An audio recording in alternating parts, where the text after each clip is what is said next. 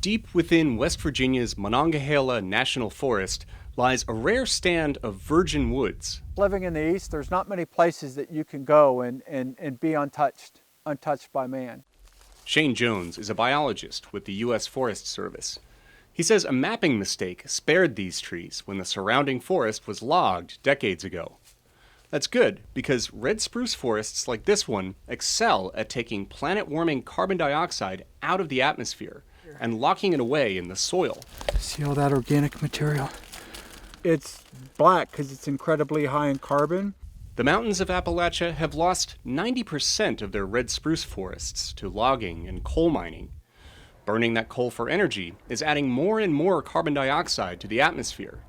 As the planet warms, scientists say the need for forests to remove that CO2 is increasingly urgent. The University of Kentucky's Chris Barton says tropical rainforests get the most attention. But here in the temperate region of the world, in Appalachia, 4 hours away from Washington, D.C., we have billions of trees that potentially we could be planting. Where better, Barton says, than here on the remains of old strip mines? That's one reason Barton started a group called Green Forests Work, to put trees back on the roughly 400,000 hectares of Appalachian forests that have been strip mined away.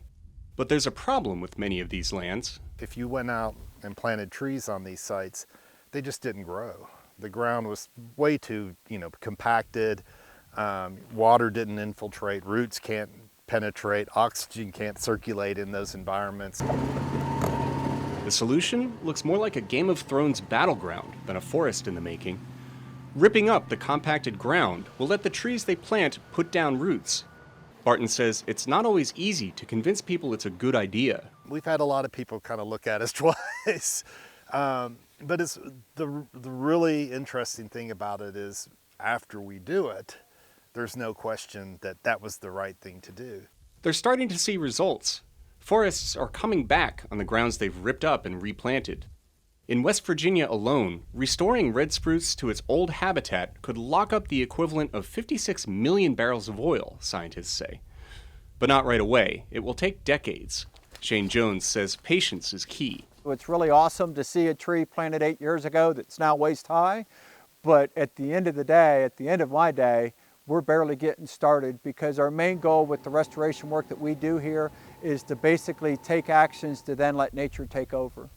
Around the world, experts say, nature offers powerful tools to fight climate change. Nature works slowly, they say, but it works. Steve Baragona, VOA News, Elkins, West Virginia.